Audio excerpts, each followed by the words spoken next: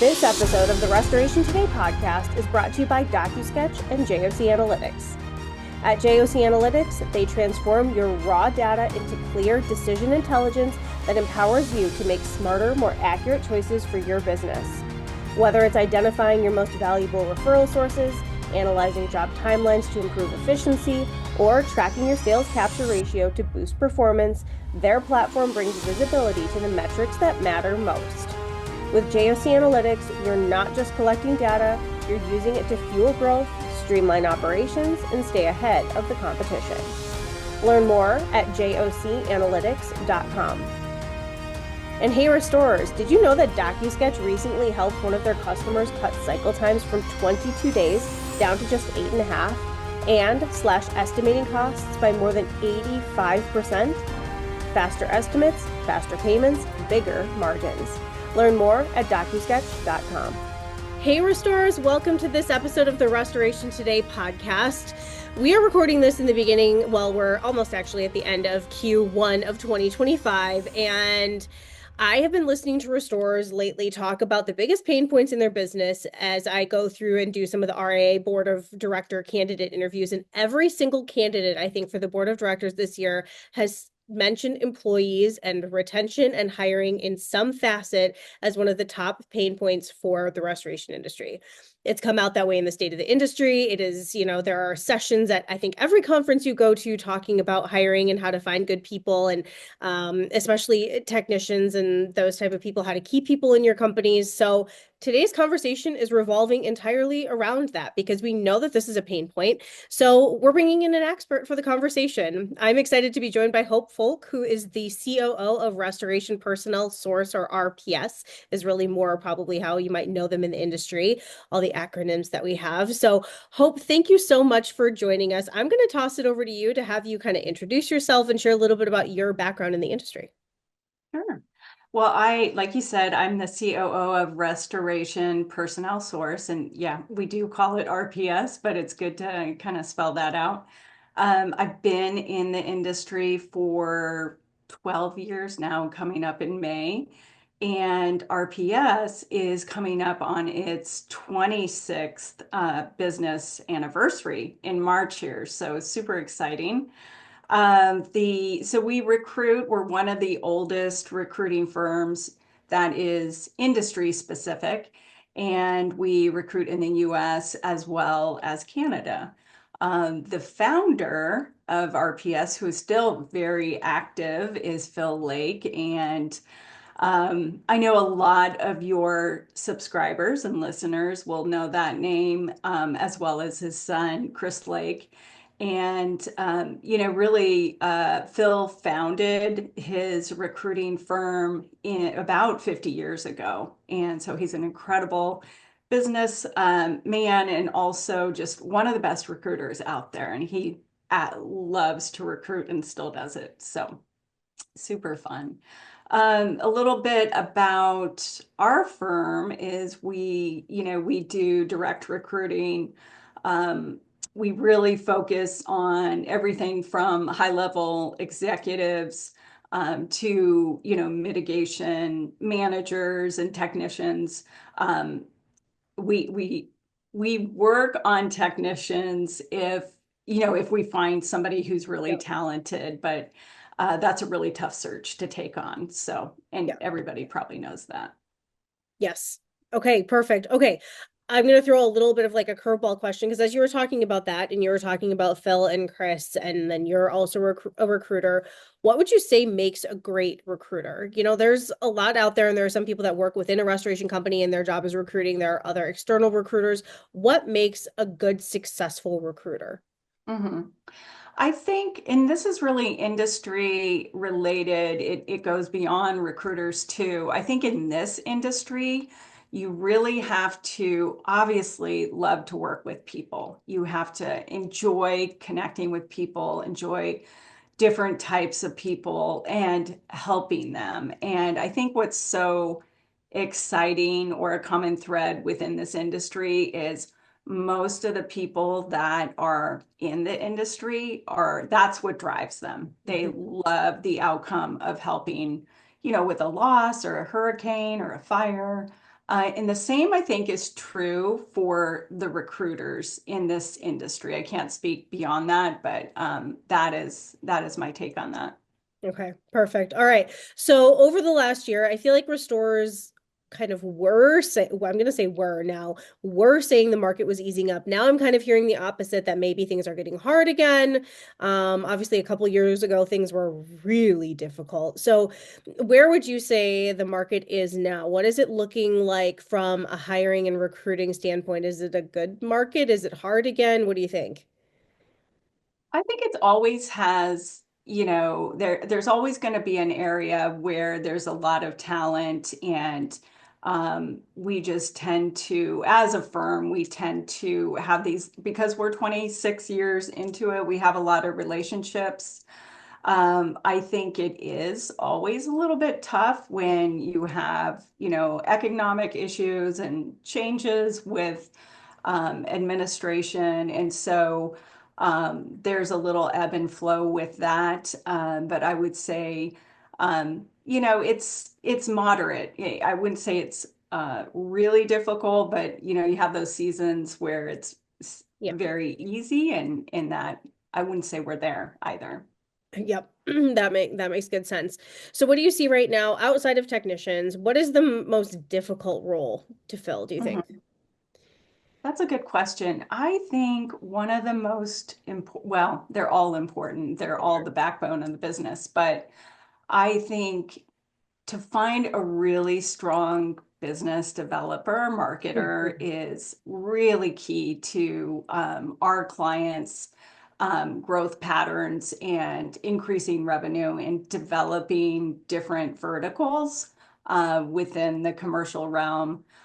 So I think, finding the right type of person, not only skill set wise, but also I think the culture has to fit that person as well. So um, it's a very important role. I think most of the contractors would say that's everybody is always open to evaluating and interviewing somebody that has that skill.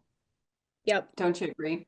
I Is that totally what you hear? Yes, I totally agree. And they're kind of the bread and butter of the company. And I also find that sometimes contractors expect them to perform faster than is possible. And so that does take, training and patience if they're coming from outside the industry, but they can be successful as long as they Right. get that good training, onboarding, all of that. I'm sure that you see. Yeah. That can we camp on that for just Yeah, a second? Because I absolutely. think that is so important. I think one of the things you were asking what makes a good recruiter, and you have two parties, and it's really important to have very, very good communication. Mhm. And one of the things I think contractors expect, or um, when I see something that doesn't work out from a business development standpoint, sometimes I wonder if there was enough onboarding, integration into the organization, as we know, a lot of these marketers have long-standing relationships, and they will follow the people that they've been investing in for a long time. But there's also that transition with brand, the contractor that they're going over to, and so I do see that. I think sometimes the expectation is, I've seen it as quickly as I want to see something in 90 days and, even 6 months. What I've seen is 12 months is really when you see that cadence really Mhm. pick up. Sometimes before, but if it doesn't happen within 90 days, I think you're possibly missing out on a really good individual. Yeah, for sure. Heard that So, before? huh? Oh, have you seen that in your experience?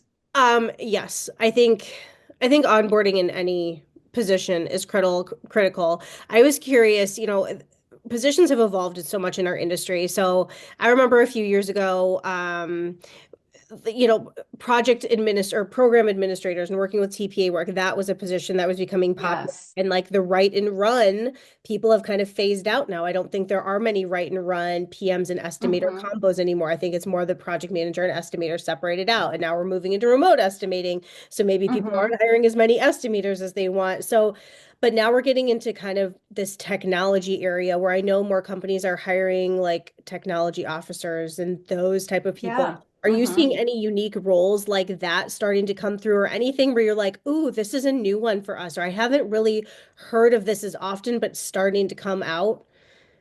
I definitely see it evolving into that, like you said, with the technology piece and from equipment to, like you said, doing the estimating remotely. Mhm. So I think we're going to take that on more and more, and I think that's going to be really critical to the success. And there's a lot of writing about that right now in the industry as well. So I think it's good to kind of anticipate that and prep for that. I think that's important. And going back to your point about the run and write and run aspects of I'm seeing, changes. We went from write and run, and then we went into a lot of these project directors Mhm. who not only write, but they also have, these relationships and this ability to close and also almost have a business portfolio. And so I'm interested in seeing how that's going to shift with the change in, this remote estimating as well. Yeah, and I think as contractors are feeling more and more of the pinch and margins getting tighter as things get more Mhm. expensive, the cost of doing business is going up. And so I think that they're going to continue to have to get creative on how they spread things out amongst their teams and what that looks like. Mhm. Right. Yeah. Absolutely. Okay, as a recruiter, are there any, is there like a bad habit that you see from contractors where you're like, it would be a lot easier for you to hire and for us to recruit for you if you stopped doing X, or if you started doing X? Maybe it's something they need to start doing, not stop doing, but Mhm. something that you wish was maybe a little bit different from the contractor side to make hiring easier for everyone. Sure.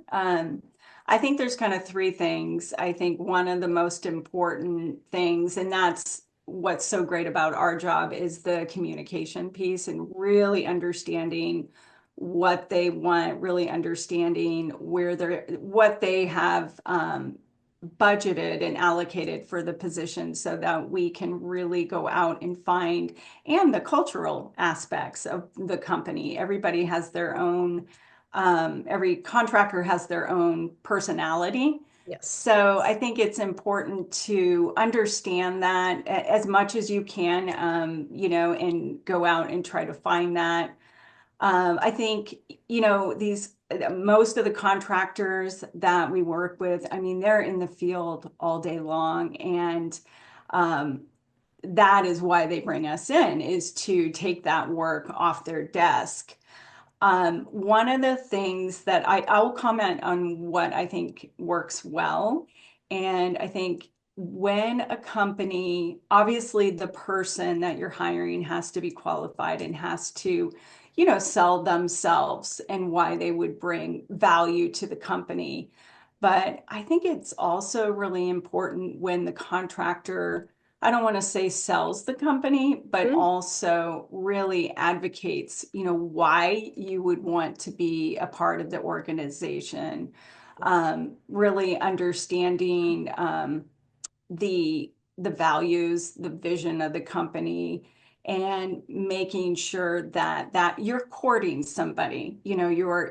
It's going both ways, and the client is evaluating the candidate, and vice versa. And so I think I'd like to see that more, and I know that's an investment too, and not everybody has that.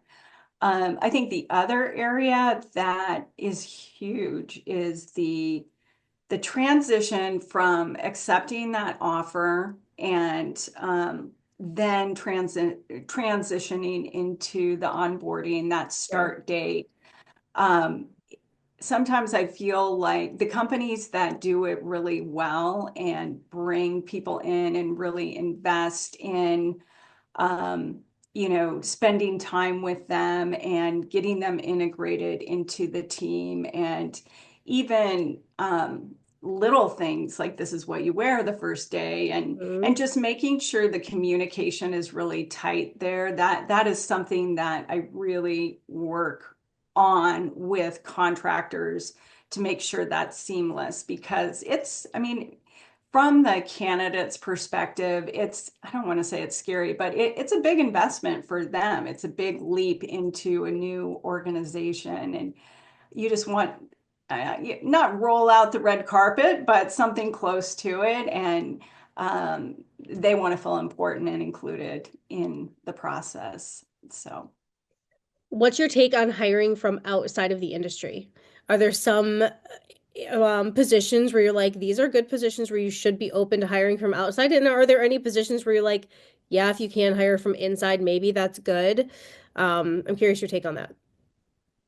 I think so. I've always wondered about the technicians, and I've always been looking for ways, how could we integrate, some kids that are coming out of high Mhm. school who are looking at trades, and integrating them. I don't have that figured out yet. Yeah. But I think the business development area and marketing is probably the area where we've experimented and have found individuals that work from outside the industry. But the, I guess the consideration there is sometimes, like we were talking about earlier, that crossover and that introduction of the business portfolio um, regarding the contractor. It can take a little bit of Mhm. time if there's patience there. um, that can be, I've seen that work really nicely. Yeah. Well, what's your take on, people use culture indexing, they use DISC. There's all of these different assessments. So, what's your take on using assessments, and are there some that you feel like if you are using them are more fruitful than others? Hmm. Yeah, I've been exposed to a number of them. One of the platforms that we use is the PDP ProScan, and Yep. it's going to be similar to the DISC or predictive index. I know there's the Harrison and numerous different platforms. I think the timing of when it's administered is really, really important. So and how you're utilizing it. From my standpoint, I think it's a piece of the puzzle of the picture of the person. I've seen, the assessments used to kind of, I don't want to say eliminate, but early on, kind of, I guess um, find that individual through an assessment. And I think that can be, I think I would exercise caution with that. I think they need to, if you are going to administer them, it needs to be done, after that first interview, not after a offer goes out, and not, three interviews in where the candidate thinks that they're, approaching an offer. I think the timing of that is really important. But I really believe that I've seen some people be eliminated that did really, really well in other companies. So I'm just being very forthcoming about that. Yeah, that's good. That's good advice. Okay, so along the same lines of kind of best practices in hiring, where do reference checks stand these days? I know that that's a little bit of like maybe a divided space because I hear some people be like, well, they're just going to list their favorite people, the people that are going to talk nicely about them. They're not going to list people that are going to be honest if they were a terrible worker. So, what's your Mhm. stance on reference checks? Is it an always do? Who do you call? What do you think? I think it's really important I think there's a place for them, absolutely. A lot of people will give you contacts that are going to, say favorable things. One of the things I think is, interesting for us is if there's kind of a pause in offering references or not generating. a number of references that really mirror where they worked and who they reported to. That's a cautionary flag. I think even if they're it's interesting, even the ones, the references that I have done where obviously they really appreciate the person and worked well with them. The way that you ask some of the questions is important too. You want that person to have success in the industry and in that contractor's organization. And so finding out how they can onboard best and how they can integrate really well, any areas where they were developing themselves that would, again, in that onboarding process, be great to integrate early on. So, and then I always see kind of a common thread when I like to do five, professional references, and I think it's important you will begin to see certain things, organization Yep. is, highly on the top of their list. So you do get intel out of that. Yes, 100% for sure. Okay, Mhm. so one more thing on this thread, and I think that this might have some rules against it, but I'm not sure. Social media. Do you ever check social media? Is that a no-no? Is that like an HR no-no? Do you recommend it to owners? I mean, yeah, what's your take on social media? I think that everybody checks social media, I mean, Okay, a lot of time the industry, while it's large, it's small. it is. And so everybody kind of knows each other. And so I think that just naturally happens. I always tell people, that it is going to happen. I mean, if I was an owner and I was getting ready to hire somebody, you have access, I would absolutely take a peek at what's going on there. Mhm. Yep. Okay, all right. Before we wrap it up, I love asking people to share stories, and I know that recruiters always have stories, so you can be like as anonymous as you can be. But do you have a couple like interesting stories from your recruiting journey, whether it's like with a client or a candidate or something, I don't know, interesting that's happened? I will say, and obviously I always protect the candidates and the clients. Great stories that I have seen I love the success stories of people, starting as that estimator, or project director, and then moving into an executive role and watching that person's career evolve. Those are some of the cases that are really exciting. I would say we've seen all kinds of things from shoe wear to, what you're wearing and, make sure you're wearing closed shoes, not flip-flops. And, even though we're in Florida, but I would say since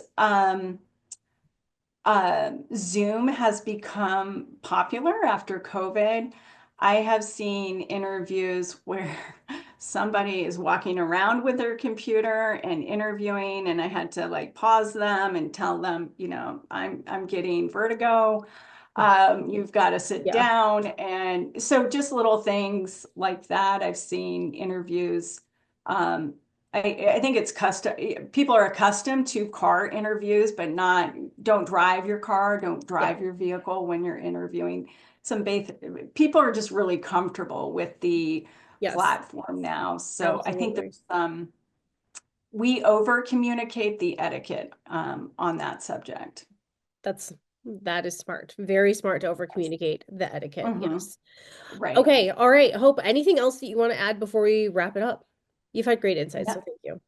Oh, thank you. Not that I can think of. Just really enjoy being a part of the industry and supporting these individuals that enter our lives. So it's a privilege. If people want to find out more about RPS or reach to you, what's the best info to give them? So you can visit our website, which is restorationpersonnelsource.org, or you can certainly, I'm on LinkedIn, pretty active on LinkedIn, and you can find me there. Or let's see, I think that's it. Okay, perfect. All right. Well, Hope, thank you so much for being here. Thank you for sharing your insight. I look forward to hopefully seeing you at some conferences this spring, and I hope you have an awesome rest of your day. Yes, we will be at all the conferences, so looking forward to it. All It's the going to be conferences. I was pretty joking with much. somebody the other day that we should just like get one of those big trailers like race car drivers have and just have like the restoration caravan because everybody just needs to load their stuff And and they're go from they're one kind show of to the back to back this year, so it is going to be it's going to be pretty fun. It's going So to be pretty fun. I know, getting all the stuff from place to place. We'll see how we all do. exactly. Well, thank you, Michelle. Really appreciate it. Thanks, Hope. For more restoration today and the latest news, visit our website, cnrmagazine.com, and find the latest episodes of the Restoration Today podcast on your favorite podcasting platform.